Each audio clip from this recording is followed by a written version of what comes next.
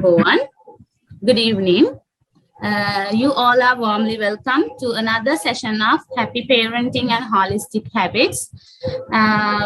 So, first of all, let me brief the summit before the discussion. It's the South Asian International Summit for Quality Education 2022, which will be held from 28th October to 30th October 2022 in Lucknow, India. So I take this opportunity to invite all of you for this summit. First of all, I would like to welcome Dr. Dheeraj, who is the principal of Kunwar Global School in Lucknow, India. You are warmly welcome, sir. And I warmly welcome Mr. Chanaka Kamalgada, who is the president of South Asian International Institute of Higher Education in Sri Lanka. You are also warmly welcome, sir. And I would like to welcome Rowena J. Phillips, ma'am, also, who is the project coordinator of this session, Futuristic Thursday. You also warmly welcome, ma'am. And here we have the interviewer, Dr. Deepthi Christian, who is the principal, former principal of Hislop College and the head of research and psychology. You also warmly welcome, ma'am. So first of all, I would like to invite Dr. Dheeraj. Sir, could you please give a few words about the summit? Thank you, Nilanka. Well, we look forward to taking this opportunity to share the kind invitation for this event scheduled on 28th to 30th of October. Well, it is an opportunity for all to discuss on ECCE, that is the Early Childhood Care and Development. And then, of course, we are going to discuss on issues related to the Sustainable Development Goals. We at Kunwar Global School, Lucknow, being the official venue partner to this event, directed by Mr. Janaka and his team, we are welcoming all the wonderful delegates all around the globe and looking forward with that essence. And I'm sure this shall be a great learning opportunity for all. Coming together as we believe that together we can, and that is what is the belief. I also welcome the wonderful speakers today at this platform, and I'm sure with this mechanism, we are certainly going to promote quality literacy as the initiative of the International Education Summit for Quality Education. Looking forward, I welcome you once again in the city of Lucknow, the city of Nawabs, Kebabs, and the chicken work. So, most welcome to all of you. Take care and God bless. Thank you so much, sir. I would like to invite Rowena J. Phillips, ma'am, to give a few words about the session of today. Sure. Thank you, Nilanka. Before that, Janaka sir, would you want to add anything to? Yeah, thank you very much. I warmly welcome Dr. Dheeraj and Mrs. Rowena, who is the project lead in this program, director of the Futuristic Thursday program, and a special guest today, former principal. And I think as educators, especially in the South Asian, we have to work together. We have to share our best practices. We have to work collaboratively because our aim is to achieve the Sustainable Development Goals. As we know, there are so many problems in the families. It may be in Sri Lanka, or in Bhutan, or in Bangladesh.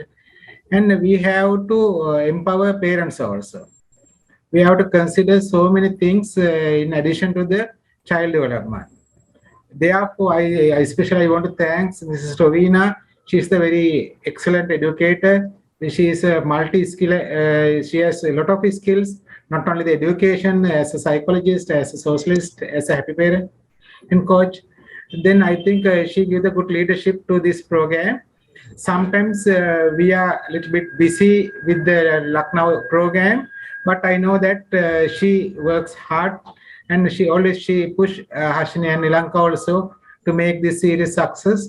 Especially I take this opportunity to thank her, and I think Hashini and Nilanka also do a good job with her. I want to thanks for both of them also. In addition to that, after the summit also, we want to start some lecture series to empower the teachers who like to be a happy parent and coaches. Then I think this may be a good opportunity. This may be a good platform to them also to get some background knowledge. And thank you very much, Nilanka Miss. Thank you very much, Mrs. Rowena. And all, I wish all the best for your program series. Thank you very much. Thank you so much, Janika sir. I think it's not possible without your leadership and the vision that we are taking forward with the South Asia International Community and Association. As a president, you're leading forward with this vision. So it's my pleasure to contribute. Nevertheless, I definitely can say that Nilanka and Hasani have been very consistent in this Futuristic Thursday that we are having, with the objective to talk about quality education and happy parenting. It's a pleasure to have as guest Dr. Dipti Krishan ma'am. I go back long way with ma'am, and she is known in India for any in the field of psychology. I think there's no name that would be as great as what she has earned, and students all over the world. So, and me being one of them. So it's a pleasure, ma'am, to have you. Thank you so much. I know you still keep very busy, but you took the time, and I'm sure you'll be adding a lot of value on this. So I know Dr. Dheeraj and the team in Lucknow are working very hard. The summit is coming very close, and delegates from all over the world are into their documentation and their passport sorting and all that. So extremely busy, I do understand. So we will take the rest forward. But also along with that, a vision that Janika sir was sharing. And I am very passionate, and I've always been very passionate about this topic of building and training parents. So we have we have come up with a certification course on becoming a parenting coach. And we are looking at around 50 hours of content and time for the course here, with assignments as well as theory. And some of the things that we would want to address during this certification and prepare not only parents, but also educators and also counselors, or any other person who would want to contribute to the field of making parents more aware, because this is the fact and the missing gap between the early childhood development.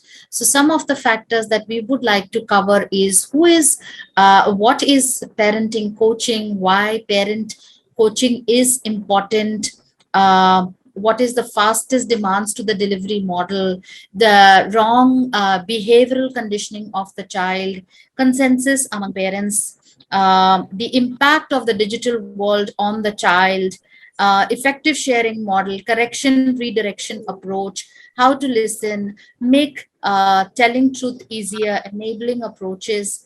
So a lot of elements will be covered, and this will be an international certification certified by South Asia International Association, and it will be an online program.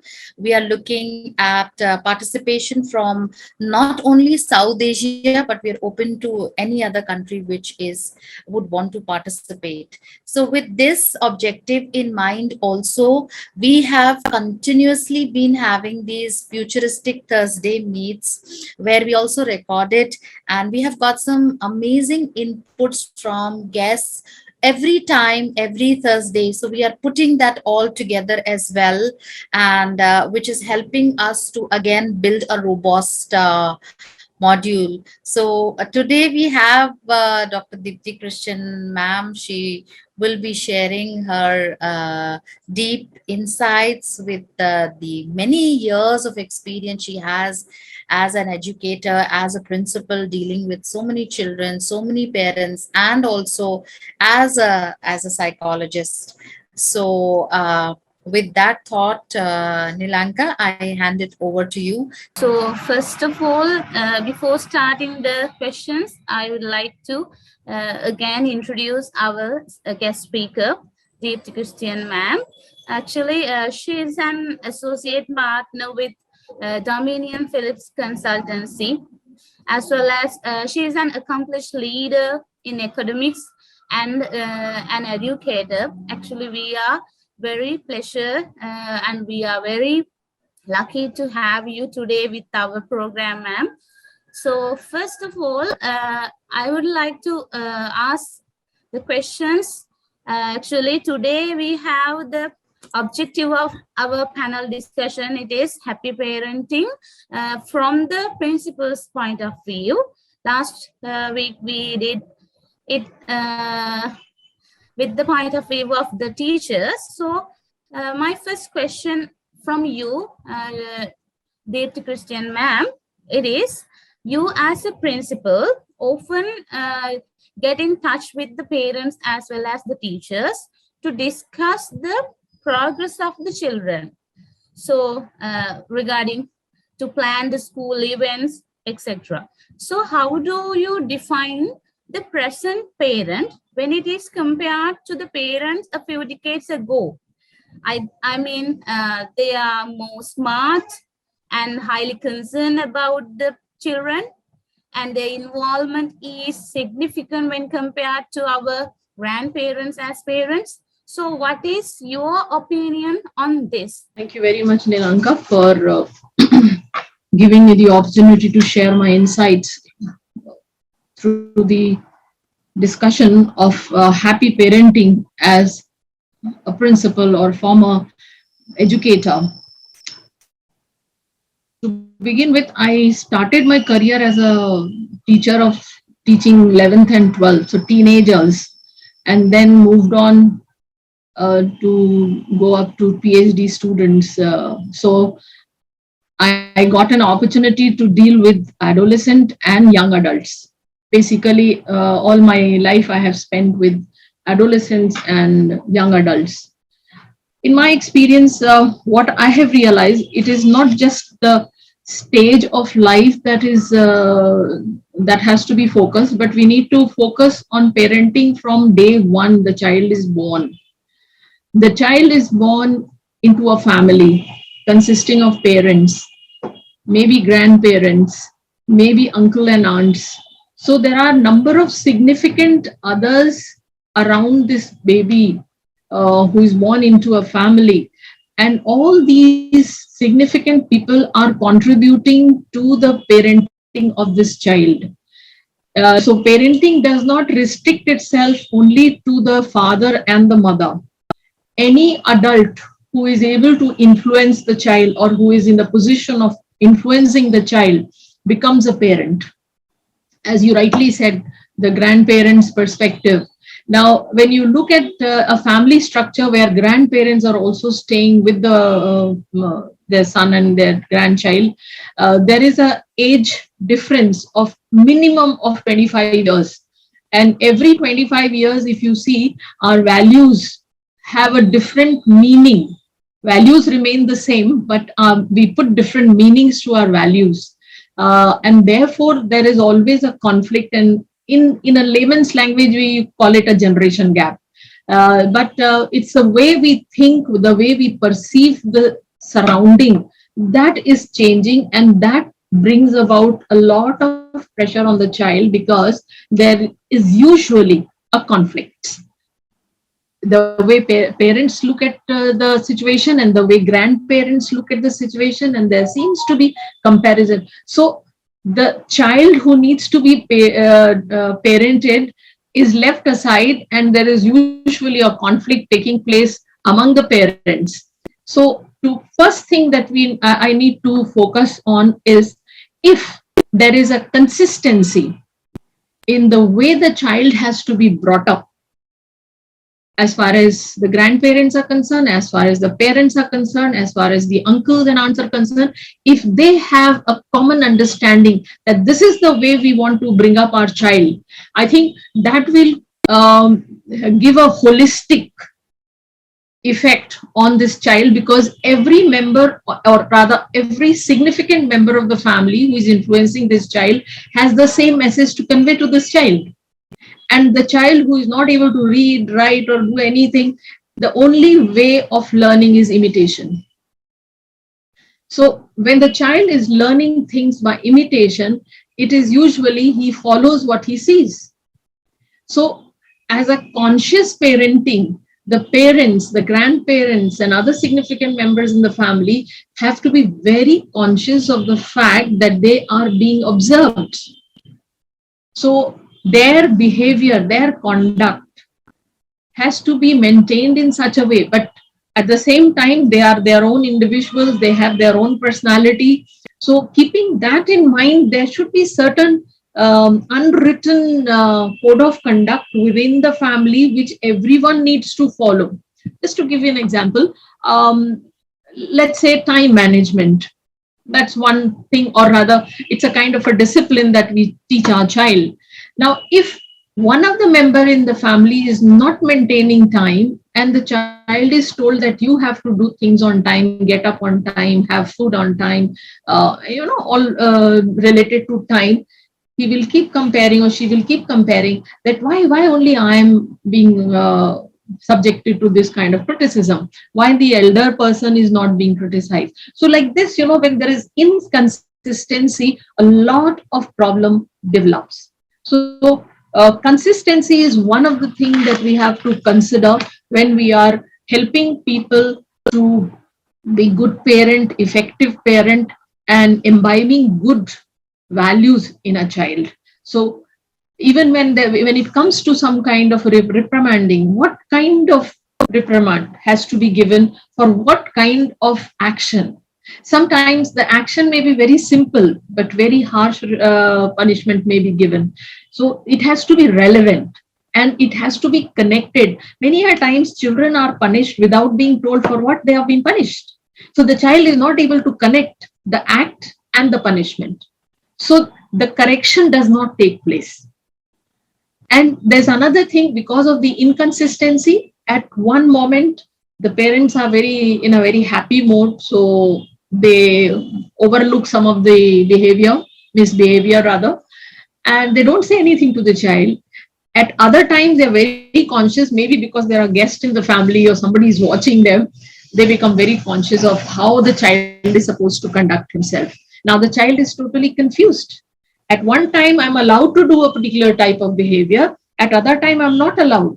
So what is correct for me? And with this state of confusion, the child keeps growing up and he's not able to take a decision at the right time as to what should be the right kind of response in a given situation. So consistency plays a very, very important role. Second thing that I would like to stress upon is today's parents are very competitive. From the time the child is born, the parents start planning which school they will send their child to. And every parent has this dream that my child should go to the best of school. Perfectly all right. But sometimes they choose the school because their friends, because their colleagues, because people in the neighborhood, they are sending their child to a particular school. I think choosing a school should depend on many other factors rather than this kind of a competitiveness. This is a very dangerous way of choosing a school based on competitive spirit. One should be practical, how close the school is, how good the school is, and other factors. So these things must be kept in mind, that parents have to be less competitive. I'm not saying they should not be competitive, but they should be less competitive. The moment the child brings a report card So instead of looking at his report card, they will ask, what did your friend get? How much marks your friend get? Immediately the child has a sense of rejection. So that accepting the child as he or she is very, very important for the child to have that sense of self-worth. If my parents accept me, I accept myself, because as a child, the child is depending on the external factor to give him that assurance that yes, you are worth accepting. If others accept me, I accept myself. And if I accept myself, then in turn, I start accepting others. So it is in a cyclic order that self-acceptance and other acceptance takes place. And somewhere I feel when parents who are very competitive, they, without telling the child, give him a sense of rejection because he has not come up to their expectation, or because he has not been very competitive. You know, as a young child, they are not very competitive. It is we parents who put that competitiveness in their child. He likes to enjoy. Have you seen small children going for a race? It is there in the digital media, very small kids, the kids who are scrolling and, you know, just running. They are not interested in reaching the aim or goal. They will get diverted wherever their distraction takes them. So they are not competitive, but they grow a little older and then the sense of competition sets in. And with competition, the comparison comes in. With comparison, the feeling good and feeling not so good comes in. And being accepted and being rejected then starts affecting this child's personality. And then he starts putting condition on himself or herself that if I'm able to do this, then I'm good enough. Otherwise, from where does it come? It comes from parenting. Because parents are communicating this to the child without telling him. They say, we love you, we accept you, but the action speaks louder than words. So parents don't realize how they are communicating. The child's communication skill starts with the non-verbal. And then later on, he learns the verbals. So he is able to understand the non-verbal signals from the parents. And that has an effect on his mind. And he thinks, if I behave this way, if I perform well, if I do well, if I'm the best, then only I can accept myself. Otherwise, I have no right to accept myself. So second thing is parents, it's their child. So parents have to accept him as he or she is.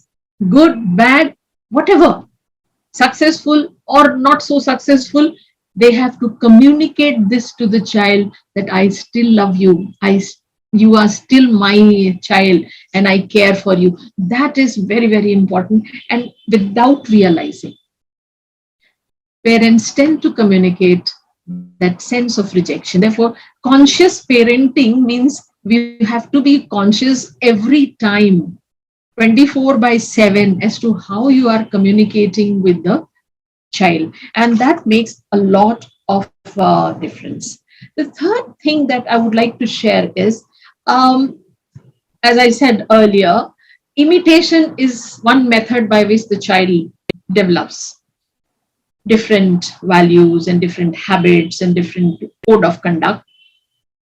How are we modeling that behavior as parents is a big question for all the parents, because parents, they themselves may not behave that way, but they will instruct the child that we are supposed to behave this way.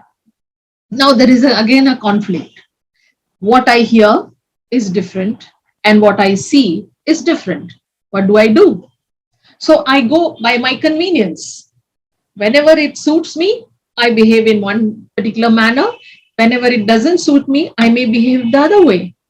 But then the child has no idea what kind of values he is developing because he is in a state of confusion.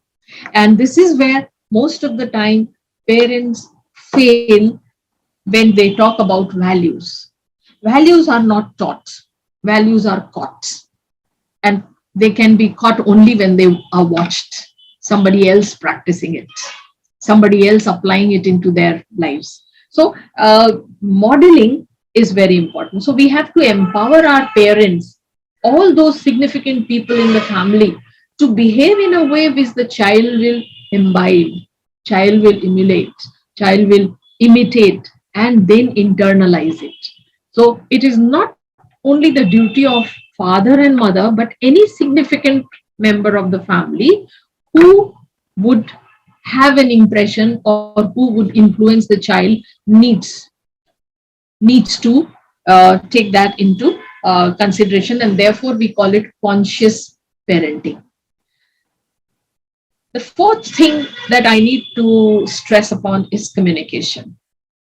Communication is something which is, it is very less percentage of verbal and more percentage of non-verbal.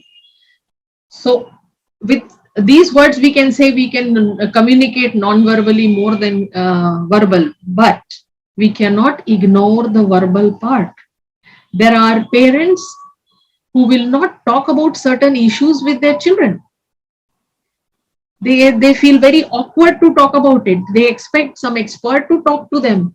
Why can't parents speak to their children about various aspects of growing up from child to an adolescent, orienting child that now you are going to be an adolescent, so you need to be mentally prepared to face the bodily changes, the physical changes, the mood changes that takes place. If we are able to communicate that to the child, when the child attains puberty, he or she is going to be the first one to come and tell you, okay, this is what is happening to me. But that doesn't happen. Now, schools have taken over. So schools have been given this task that they are supposed to educate the child. But I personally feel parents can be the best teachers to help the child grow. Teachers are there, yes, but there is no comparison with the parent. So if the parents are able to speak very frankly and openly with the child about different issues of growing up, the physical changes in the body, all these things can be discussed openly with the child in a very matter-of-fact way. And the child say, okay, it is all right. This is part of growing up. So he will or she will also take it in the right spirit. Otherwise, everybody is talking in hushed tone. Naturally, the child thinks something is there which has to be hidden. Something is there which should not be spoken in public. And that is what happens. And now comes my experience as a principal of a college and a teacher to college students, because by that time the children have already developed a lot of ideas and attitudes and values. And most of the time, whenever there was a problem, I found there was a big communication gap between parent and children. Children do not share their problems, their aspiration with their parents. They are afraid, and they start blaming the parents. They have no time for us. Parents may be having all the time, but they do not have that frankness to talk, and therefore they have avoided. So somewhere we have to educate the parents how to communicate to the child so that the child considers you as his friend or her friend. That is very important. They say when the child comes to our height, we are supposed to treat him like a friend, but we don't. As parent, we don't. We continue to remain a parent, and we continue to treat this child as a child. So friends do not have any secrets. A good friends would share anything. Does your child feel comfortable to come and share all the things that happened during the day, good as well as bad, threatening as well as happy ones? This is where the teenagers need a lot of support. Today, when you read in the newspaper, you find all kinds of crime taking place, all kinds of problems the teenager is facing. Why is it so? Somewhere that gap has widened.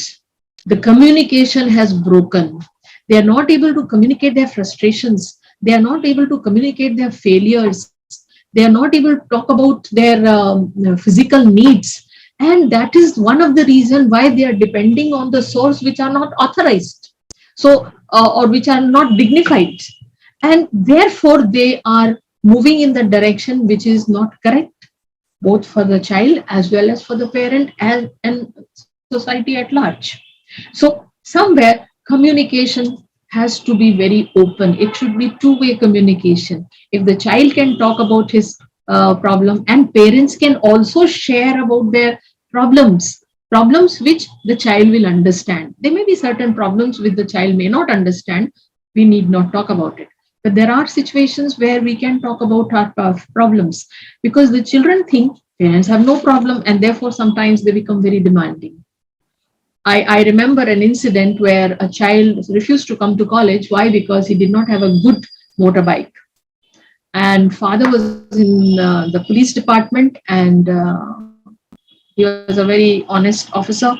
And he said, from my salary, I cannot buy that particular bike.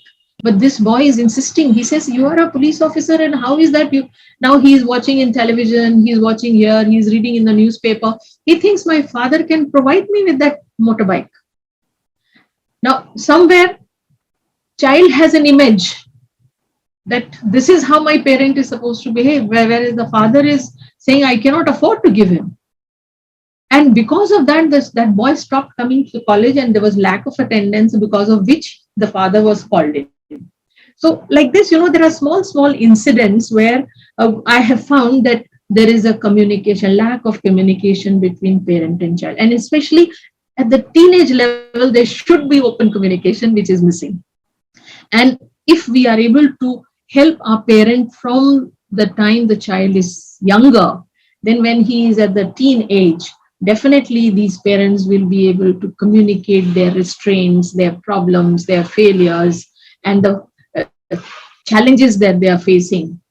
And that will make a lot of difference in these children. As an educationist, one more thing that I have observed is parents have their own agenda, and they try to put it on the child. They want their child to be a doctor, engineer, or chartered accountant, or whatever. The child is interested in something entirely different. Again, it is a lack of communication. Parents are not ready to listen. They are literally forcing their child to go for this tuition class or this preparatory class or this competitive exam. The child is not interested, and then he keeps giving attempt, and again it comes back to that sense of self-worth. If they do not perform well, they think I'm not good enough. It affects their self-concept. Then there is a lot of frustration. They don't know how to deal with their frustration, and they think the only way I can be good enough is to be by being successful. But the other side of the coin is failure. Have parents shared their failures with the child? They want to be good parents, so I cannot share my failures, they feel. It's perfectly all right to tell them we are human with all the shortcomings. The child will accept them. And then he will also think that, yes, they have also shortcomings. I can share my shortcomings with them. That open communication needs to be there between the child and the parent. And finally, one thing that I would like to share is how observant the parents are. Most of the time, whenever there was some problem with the students and parents were called in, they were totally ignorant. Where does the child go? He leaves in the morning, comes back in the evening. The parents are very happy. Every morning, 7 o'clock or 8 o'clock, he leaves, takes his tiffin and comes back 5 sharp. The whole day, where is he? Parents have no idea. And then when they have their interaction in the principal's office, we come to know that he did not come to college at all. He was elsewhere, or she was elsewhere. So the parents take it for granted that just because the child has gone to the college or left home for college, he or she is in the college. Again, the communication is a very important factor here. How do we spend our evening time with the child? Do we communicate with them as to what happened to them during the day? And when we ask, and if they do not answer, it's a red signal. If they say, I went to college, or they ignore you, or they say, why do you keep asking me? You need to be alert. parents need to be alert, because if it is a simple thing, he will share it. Today this happened, this class took place, that class didn't take place, and this is what we learned in the class, and this fun we had, we went to the canteen, what did we have, all that he can share. But this child says, why you keep asking? Means there is something you need to be concerned about. But then parents say, hum पूछते हैं, we ask, but this fellow doesn't. Since when this was happening? We have no idea till since when it was happening. So much of time has gone by without having any communication. Parents are in the dark. And I don't totally blame the parent or the child. Somewhere both are responsible, because from the beginning, the communication pattern has been such where one was superior than the other. One dominated and one was submissive.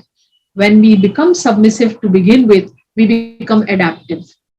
We try to save our skin. We like to please our parents, give them a good picture, and then have our own agenda. This is what is happening in today's teenagers. They have their own agenda, but parents are not aware. They are all good in front of their parents, but the moment they are out of their parents' sight, their behavior is entirely different. So being observant is very, very important. Parents have to check, has any change taken place in their routine? Has any change taken place in their habit, eating habit, or kind of music they are listening to, the kind of movies they are watching, the kind of time they are spending their free time? How are they behaving? Simple behavior will give them a hint that there are certain areas where they need to look into. And if they are observant, if they are sensitive to these changes, minor changes in the child, they will be able to face it. They will be able to take step at the right time, because children don't say. So what is not said, that must be heard. So how do the parent become aware? They have to observe, because verbally, if nothing is coming by, non-verbally, you have to be very observant to see what is happening in the child's life. How much time the child is spending alone. Maybe a teenager would like to spend some time alone, but there's a limit to being alone. So all these small things have to be taken into consideration when we are talking about holistic habits and happy parenting. And that sense of happiness will only come when parent and children are able to speak to each other openly, without feeling ashamed, without feeling embarrassed, because the moment that sense of rejection or fear of rejection comes in, a lot of damage is done as far as communication is concerned. And if there's no communication, naturally, there is nothing that can move forward. For every action, there has to be a communication. So parent and children have to be in continuous communication with each other. So these are a few things that I wanted to share this evening. And it is not only the teachers who need to be taught, because they are spending some time with the child, but ultimately it is the parent who is morally, spiritually, emotionally, psychologically concerned about the child's welfare. So they need to be educated, and they need to be trained on certain techniques or certain methodology as to how to deal with their children. So especially those children who are difficult to deal with, because all children are different. Every sibling will have different problems. And different stroke for different folks applies basically within the four walls of the home, because each child is unique. Each child is special to the parents, and special customized treatment is needed for each child. I would just conclude my sharing with you. Thank you so much, ma'am. Actually, I think your explanation was a wonderful and it's so valuable, because I think it's because of your experience as a principal, as an educator, as a teacher, as well as a parent. So regarding all those consciences, parenting, that acceptance and imitation. I mean, and the communication you talk about. So I think it is a very valuable explanation. So I would like if Rowena ma'am can add something regarding that. Thank you, Nilanka ma'am. Want to very gratefully want to thank you for the deep insights that you have shared. I think we would want to make a note of it, and the whole concept of explaining conscious parenting, that how not only the parent influences the child, but each and every person surrounded by around the child affects the child. The whole idea of an inconsistent behavior, and parents don't know about all these things. They are thinking that they are doing their best, and then they are totally taken in shock when they see what and how the child behaves, in which they never expected when they have conduct issues. So I think ma'am, a great insight around these topic and this whole idea. I think unconditional acceptance also is the core of happy parenting, like you said, irrespective the child feels unconditionally accepted. And definitely all these things, as you rightly said, that children are hiding things from their parents. And the recent report and the worry around our country, in fact, surprisingly, even our city, is the increase in juvenile crime. So just the other day, one of the legal scholars came up to me to ask what is the probable and what is the possible reasons that there is increase in juvenile crime. And that is the saddest part, because India has the largest young population. So it is all coming down to, like you said, open communication. Children are hiding, parents are not sharing their failures, and communication will happen only when they are observant. That means they are giving time to their child. I think biggest lack is they are not giving time, and children are learning their non-verbal behavior. So I think all the points are really beautiful, ma'am. You also explained the fact that how a disengaged parent-child relationship can lead to a time when it's too late. So the delayed intervention when the child comes to college, and the parents have not even realized what went around with the child. And maybe it's too late for even intervention if the child gets into any criminal activity. So therefore, highly important, we are focusing on the early childhood development. And we definitely look at our focus audience as parents. And for all the teachers who are also parents, would want to learn more, can become parenting coaches. And I think you summed it up really beautifully to say that different strokes for different folks.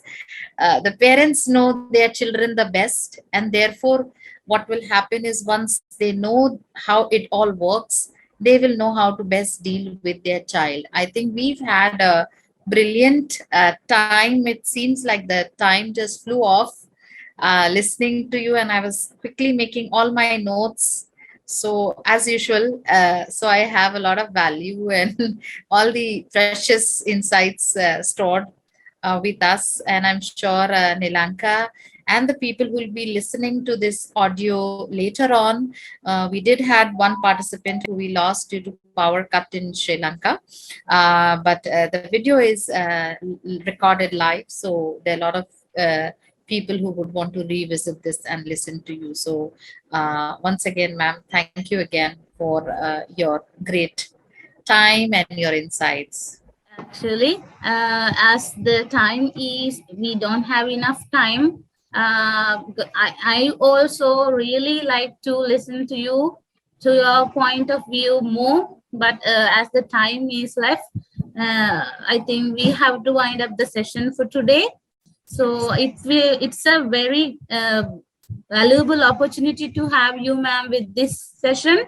I would like to thank you so much, Dr. Deepti Christian, the former principal of Hislop College and the head of research and psychologist. Today, we are very lucky to have you to listen to your views, to your insights. And as well as I would like to thank you, Ravina ma'am, for organizing such a program. Thank you very much again. And Mr. Janaka Kamalgoda to create this platform. And at last, I would like to brief the summit again. Actually, it's the International Summit for Quality Education 2022, which will be held from 28th October to 30th October 2022 in Lucknow, India. So I would like to take this opportunity to invite all of you to join in hand with us in this summit. And finally, I would like to thank you everyone who is watching us live, as well as to be continuously be with us. And Deepthi ma'am, please be with us continuously. It's a very valuable insight of yours. Actually, thank you once again, both of you, Rana ma'am, as well as Christian ma'am.